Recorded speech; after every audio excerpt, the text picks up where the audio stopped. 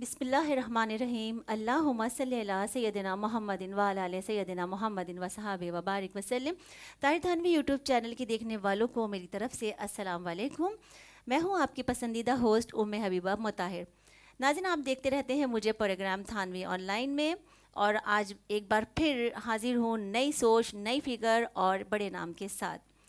ہم نے دعوت دی ہے پاکستان کی ہر دل عزیز شخصیت، پروقار شخصیت، پروگرام کی شان، پاکستانی یوتھ کی آواز، مسلم اتحاد فورم کے بانی، پاکستان مسلم لیگ فنکشنل علماء ونگ سے تعلق، متحدہ علماء محاسن کے سیکرٹری جنرل ہیں اور جامع مسجد الاشرف میں طویل عرصے سے خدمات انجام دے رہے ہیں، حضرت مولانا سید طاہر جمال تھانوی صاحب۔ آئیے ناظرین، آپ کو مولانا صاحب سے ملواتے ہیں۔ اور جیسے کہ ناظرین آپ جانتے ہیں کہ شب برات کا مہینہ ہمارے اوپر سایہ فگن ہے، اور اس مہینے میں ایسی ایک متبرک رات بھی آتی ہے کہ جس میں ہم عبادت کرتے ہیں۔ تو اس مہینے سے متعلق اور اس رات سے متعلق ہم مولانا صاحب سے کچھ سوال کریں گے، جس کے مولانا صاحب ہمیں نہایت ہی تسلی بخش جواب دیں گے۔ السلام علیکم مولانا صاحب۔ وعلیکم السلام۔ کیسے ہیں مولانا صاحب؟ الحمدللہ۔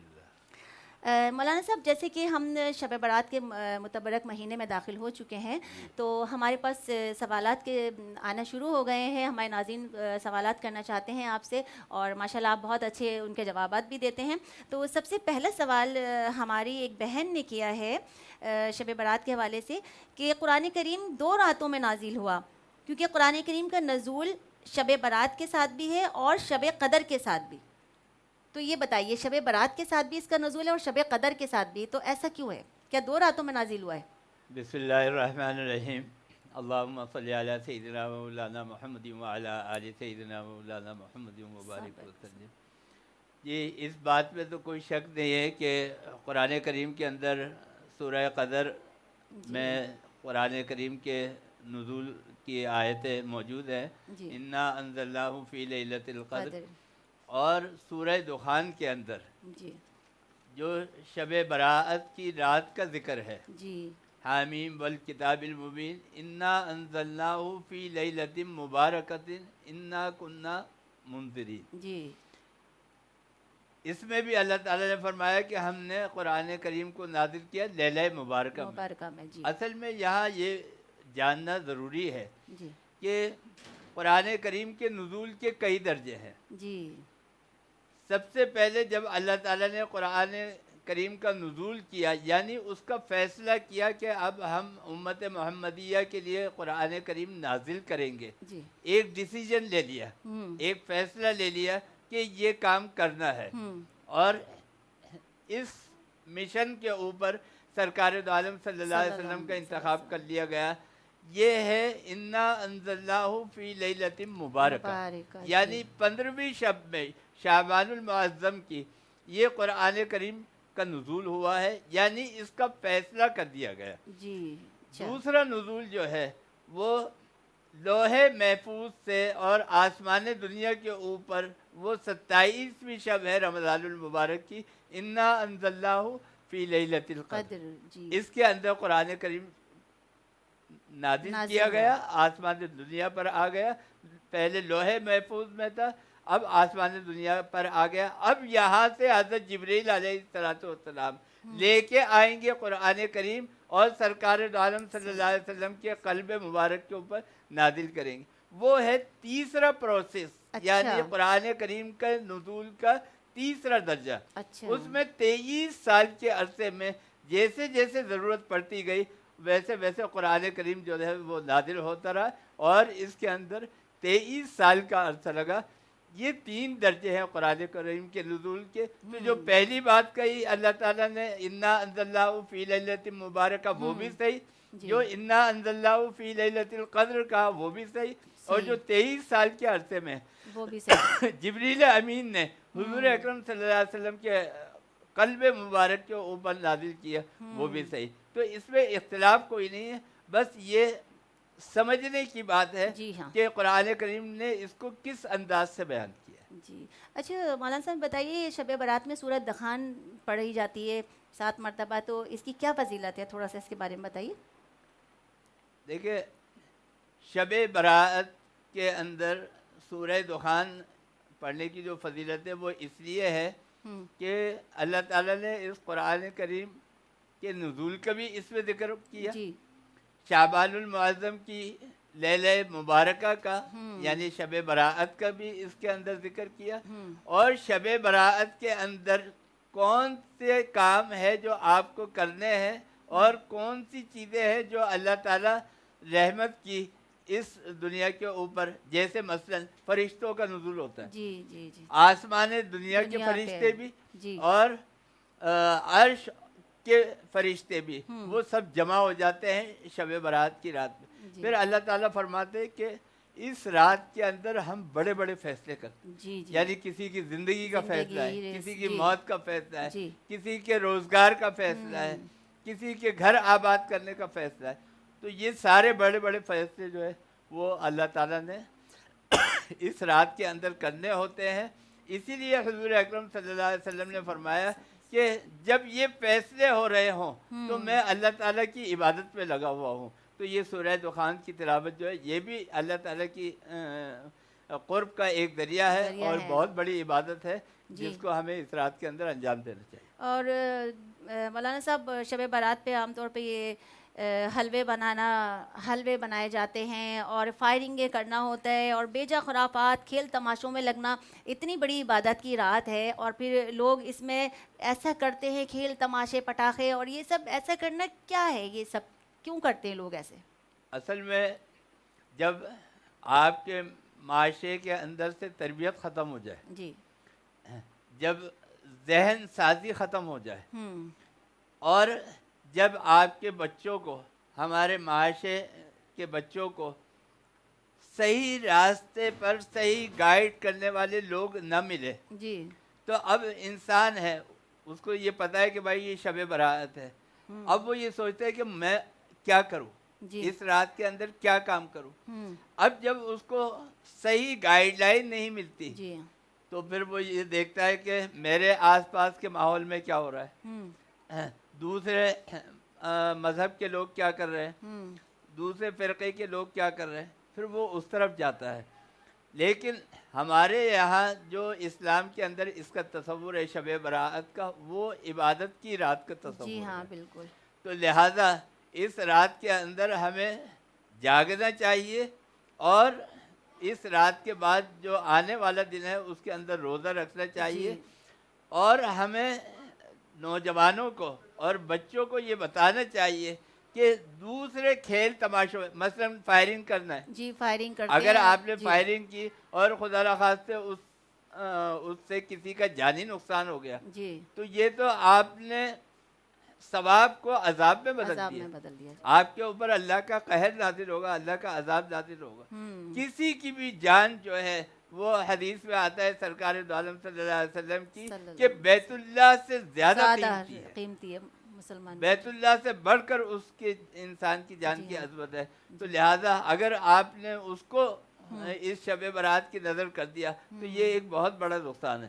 تو لہٰذا ہمیں بچوں کو یہ بتانا چاہیے کہ ہمیں اس کھیل کود میں، پٹاخوں میں اور گھر کے اندر خواتین حلوے مانڈوں کے اندر، بجائے اس کے کہ اس میں اپنے وقت کو صرف کریں اس کام کے اندر کہ جو یہ متبرک وقت ہے اور جو مبارک وقت ہے، یعنی غروب آفتاب سے شروع ہوتا ہے اور طلوع فجر تک رہتا ہے، اس وقت کے اندر ہمیں اللہ کی عبادت کے اندر لگنا چاہیے، اللہ تعالیٰ کے سامنے سجود ہونا چاہیے، قرآن کریم کی تلاوت کرنی چاہیے اور جاگ کے اس رات کو گزارنا چاہیے۔ جی اور مولانا صاحب ہم نے دیکھا ہے کہ پیرنٹس جو ہیں خود بچوں کو وہ پھلجھڑیاں اور پٹاخے دلا رہے ہوتے ہیں اور پٹاخے پھوڑنے کے لیے، تو یہ ساری چیزیں غلط ہیں، نہیں کرنا چاہیے۔ اور یہ حلوے مانڈی، یہ حلوہ جو ہے یہ کہاں سے، کیا دوسرے مذاہب سے سیکھا ہے ہم نے؟ یہ کیا ہے، یہ کیوں بناتے ہیں یہ؟ اصل میں سرکار دو عالم صلی اللہ علیہ وسلم کی روایت ہے،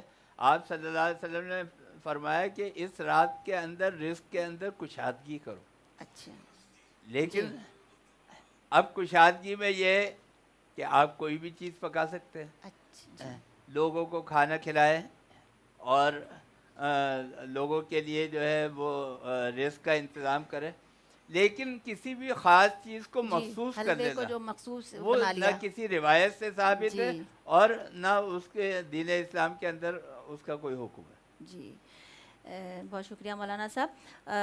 اچھا یہ بتائیے مولانا صاحب کہ شب برات پہ مرحومین کی روحیں گھروں میں آتی ہیں تو لوگ پھر قبرستان کیوں جاتے ہیں فاتحہ خوانی کے لیے؟ ہم نے سنا ہے کہ مرحومین گھر پہ آتے ہیں ملنے اپنے رشتہ داروں سے، شب برات والے دن ان کو بری کیا جاتا ہے اس رات، تو پھر لوگ قبرستان جاتے ہیں، پوری رات قبرستان میں جا کے فاتحہ خوانی کیوں کرتے ہیں؟ دیکھیے اس میں ایک بات سمجھنے کی یہ ہے کہ عالم برزخ جو قبر کا عالم ہے، قبر جی کی دنیا ہے، جی اس کو ہم اس طرح نہیں سمجھ سکتے جس طرح ہم یہاں پر عالم شہود، یہ دنیا جو ہے یہ کہلاتی ہے عالم شہود. شہود. جی اس عالم شہود کو جس طرح ہم دیکھ رہے ہیں، جس طرح ہم پرکھ رہے ہیں، برت رہے ہیں، جی اس طرح ہم وہاں کو نہیں. وہاں کے بارے میں جتنی معلومات ہمیں احادیث سے ملتی ہیں اتنی معلومات سے ہم اس کو سمجھ سکتے ہیں. دیکھیں انسان کا جو مزاج ہے، انسان کی جو فطرت ہے، انسان کی جو تخلیق ہے وہ ایک لیمیٹڈ ہے. جی اس کا بارڈر یہ دنیا ہے، جی اس سے آگے نہیں جا سکتی. جی لیکن انسان کی جو روح ہے وہ روح جو ہے وہ وقت کی، رفتار کی اور ٹائمنگ کی اور فاصلے کی محتاج نہیں ہے. یعنی روح یہ نہیں ہے کہ کسی ایک جگہ ہے تو بس وہیں ہوگی. جی بلکہ میں آپ کو ایک بات بتاؤں، آپ کبھی خواب دیکھتے ہیں، خواب میں آپ نے اپنے والدین کو دیکھا جی جی جی تو آپ کی سائنس کیا کہتی ہے کہ کوئی چیز آپ کے سامنے موجود ہے تو نظر آ رہی ہے. جی بالکل. اب آپ سو رہے اور سوتے میں آپ نے اپنے والدین کو خواب میں دیکھا تو سائنس کے اس فارمولے سے یہ ثابت ہوتا ہے کہ وہ چیز موجود ہے تو آپ کو نظر آ رہی. جی بالکل. وہ روح ہے آتی ہے جب آپ ان کو دیکھتے تو وہ آپ کے پاس موجود ہوتی ہے. جی اسی طرح ہفتے میں ایک دن مقرر ہے اللہ تعالیٰ کا کہ روح آتی ہے اور وہاں دیکھتی ہے کہ دنیا میں ہماری اولاد اور ہمارے جو گھر والے ہیں وہ کیا کر رہے ہیں. اچھا. لیکن یہ سارے کام اس طرح نہیں ہوتے جس طرح ہم دیکھ رہے ہیں اور سمجھ رہے ہیں. جی جی جی. یعنی ان کا ایک اپنا لائف اسٹائل ہے جی جی. اور یہاں کا اس دنیا کا ایک الگ لائف اسٹائل. جی جی جی. ہم قبرستان جائیں یا نہ جائیں، یعنی اب آپ اس کو یہ سمجھ لیجیے روح کا ایک احساس ہے جو ہمارے اندر آئے گا اور ہم محسوس کریں گے کہ روح یہاں پر موجود ہے. اچھا. لیکن روح موجود اپنی جگہ پر ہے. یہ ایسے سمجھیے جیسے ہر آدمی جب قبر میں لٹایا جاتا ہے تو سرکار دو عالم صلی اللہ علیہ وسلم کو دکھایا جاتا ہے. جی جی. آپ کی شبیہ دکھائی جاتی ہے. جی. تو سرکار دو عالم صلی اللہ علیہ وسلم تو اپنے روضے کے اندر ہے، ہم یہاں پاکستان کے اندر ہے، تو ہمیں سرکار دو عالم صلی اللہ علیہ وسلم کیسے نظر آ رہے ہیں؟ آپ کی شبیہ کیسے نظر آ رہی ہے؟ بات یہ ہے اللہ تعالیٰ کو ہر چیز کی قدرت حاصل ہے. اس مردے کی قبر سے لے کر اور سرکار دو عالم صلی اللہ علیہ وسلم کے روضے تک جتنی دیواریں اور پردے ہیں وہ سب ہٹا دیے جاتے ہیں. جی جی. اور ایک بندہ اپنی آنکھوں سے سرکار دو عالم صلی اللہ علیہ وسلم کا دیدار کرتا ہے. بالکل اسی طرح جس قبر میں مردہ موجود ہے وہاں سے لے کر اور اس گھر تک، اس کے گھر تک وہ ساری دیواریں اور پردے ہٹا دیے جاتے ہیں. اب روح وہاں بھی موجود ہے اور یہاں بھی موجود ہے. اچھا اچھا. تو اس طرح یہ دونوں چیزیں جو ہے جمع ہو جاتی ہیں. اور باقی یہ ہے کہ ان کے لیے دعا کرنا، فاتحہ کرنا وہ آپ گھر پہ بیٹھ کے کریں گے تب بھی ان کو پہنچے گا اور قبرستان جا کر. لیکن قبرستان جانا چونکہ سنت ہے، سرکار دو عالم صلی اللہ علیہ وسلم نے جا کر جنت البقیع میں دعا کی ہے، اس لیے ہم آپ کی اتباع میں یہ کام کرتے ہیں. جی جی. بہت شکریہ مولانا صاحب. اچھا ہمارے ایک بھائی نے سوال کیا ہے کہ جو لوگ سارا سال نمازیں چھوڑتے ہیں ان کا شب برات میں جاگنا اور عبادت کرنا قبول ہوتا ہے یا نہیں؟ یعنی پورے سال تو نماز پڑھی نہیں, بس ایک رات جاگ رہی ہے کہ ہماری ہو گئی پورے سال کی. تو یہ بہت بڑا مقام فکر ہے.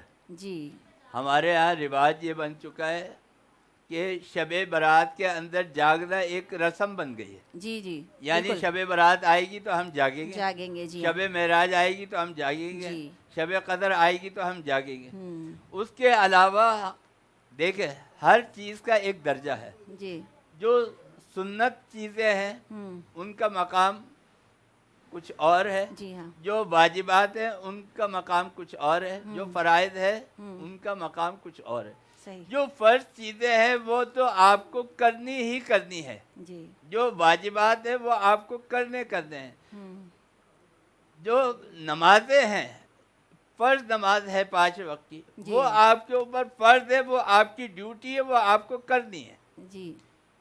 تو اگر آپ جو ہے فرض نماز چھوڑ دیں اور اس کے بعد والی جو نمازیں ہیں نوافل اور سنت اس کو آپ اختیار کر لیں, تو جب آپ نے بنیاد کو ختم کر دیا تو بنیاد پر تو ساری عمارت ہوتی ہے. تو جب فرائض کی نماز کی عمارت ہی نہیں ہوگی تو وہ سنت کی عمارت آپ کائے پہ بنائیں گے؟ یعنی آپ کو بیس تو چاہیے نا. جب بیس آپ کی فرائض سے بنے گی تو اس پہ پھر آپ سنت کی دیواریں کھڑی کریں گے. تو یہ ہے چیز, فرائض جو ہے وہ اہم بھی ہے اور آپ کی ڈیوٹی میں شامل ہے. اگر آپ نے فرض ادا نہیں کیا تو پھر آپ 100 سال بھی جاگ کر نوافل کے اندر گزار دیں, آپ کی کوئی نماز قبول نہیں. شب رات میں اگر وہ عبادت کریں گے تو اگر وہ شب برات میں عبادت کریں گے تو وہ ان کی نوافل اور سنتیں جو ہے وہ بھی قابل قبول نہیں ہیں. کیوں؟ اس لیے کہ پہلا سوال تو آپ سے فرض کا ہوگا. اگر آپ کے اعمال نامے میں فرائض موجود نہیں ہیں تو آپ سنت کس طرح سے پوری کریں گے؟ جی. یہ ایسی بات ہے کہ آپ کسی ادارے کے اندر کام کرتے ہیں, وہاں پہ ڈیوٹی انجام دیتے, 3 دن آپ وہاں سے چھٹی کر لیں, آپ ان کو اطلاع بھی نہیں دیں, چھٹی کر لیں, چوتھے دن جو ہے وہ آپ ان کے لیے کوئی گفٹ لے کے پہنچ جائیں, تو وہ افسر آپ سے یہ کہے گا کہ میں تمہارا گفٹ تو بعد میں لوں گا, تم یہ بتاؤ ڈیوٹی پہ کیوں نہیں آئے تھے؟ صحیح بات. جی. یہ تو بات کی چیز ہے, جی یہ ہاں. تو نیچے کی چیز ہے. جی. پہلے جو بڑا کام تھا وہ تو کرتے. جی. ڈیوٹی تم نے کی نہیں ہے, میرے لیے گفٹ اور مٹھائی لے کے آ گئے. تو بالکل یہ ایسی ہی چیز ہے, جو فرائض ہے وہ مقدم ہے. اگر کوئی آدمی فرائض میں غفلت کرتا ہے تو پھر وہ سنت ہے, نماز بہت زیادہ ضروری ہے. نماز فرض ہے, پہلے نماز اور جتنے دوسرے فرائض ادا کیے وہ جائے, سب اس کے کے سب بعد پھر آپ کی باقی عبادتیں آپ جو چیزیں قبول ہوں ادا گی. کریں گے, اس کے بعد پھر سنتیں اور نوافل. لیکن چونکہ اللہ تعالیٰ تو بہت زیادہ مہربان ہے, لیکن پھر بھی نماز کے معاملے میں سختی ہے. فرض ہے, اس کو کرنا ہے. بالکل, جو ڈیوٹی ہے وہ تو آپ کی ڈیوٹی ہے نا, آپ کا کام ہے, وہ تو آپ نے کرنا ہے. جی. جی. جی ناظرین, نماز چونکہ ہر مسلمان پر فرض ہے اور نماز مومن کے معراج ہے. نبی پاک صلی اللہ علیہ وآلہ وسلم نے فرمایا ہے کہ نماز میری آنکھوں کی ٹھنڈک ہے. تو ہم دعا کرتے ہیں کہ اللہ تعالی ہم سب کو اپنی نمازیں خشوع اور خضوع سے پڑھنے والا بنائے. اور مولانا صاحب بہت شکریہ آپ کا پروگرام میں آپ کی تشریف آوری کا. آپ نے بہت اچھے سوالات کے ہمارے جواب دیے. ہم پروگرام کے اختتام کی جانب بڑھتے ہیں اور بڑھتے ہیں نعت رسول مقبول صلی اللہ علیہ وآلہ وسلم کی جانب. صبا لائے ہے گلزار نبی سے, آیا ہے بلاوا مجھے دربار نبی سے, دربار نبی سے.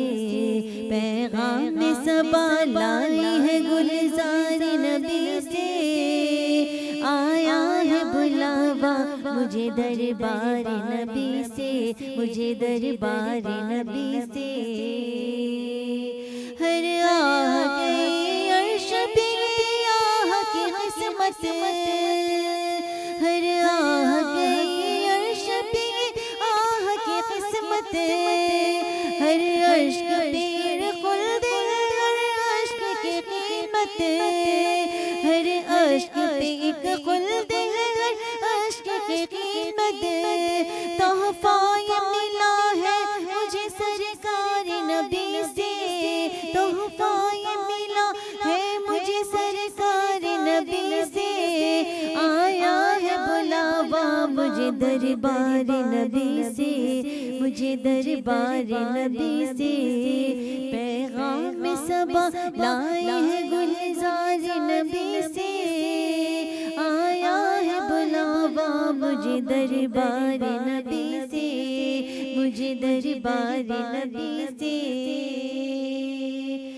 مہماں بنوں گا شاہ مدینہ کا دیکھنا مہماں بنوں گا شاہ مدینہ کا دیکھنا گم جاؤں گا ان گلیوں میں مجھ کو نہ ڈھونڈنا گم جاؤں گا ان گلیوں میں مجھ کو نہ ڈھونڈنا روشن کروں گا قلب کو انوار نبی سے روشن کروں گا قلب کو انوار نبی سے آیا ہے بلاوا مجھے دربار نبی سے مجھے دربار نبی سے پیغام صبا لائی ہے گلزار نبی سے آیا ہے بلاوا مجھے دربار نبی سے مجھے دربار نبی سے عرفان کی گسک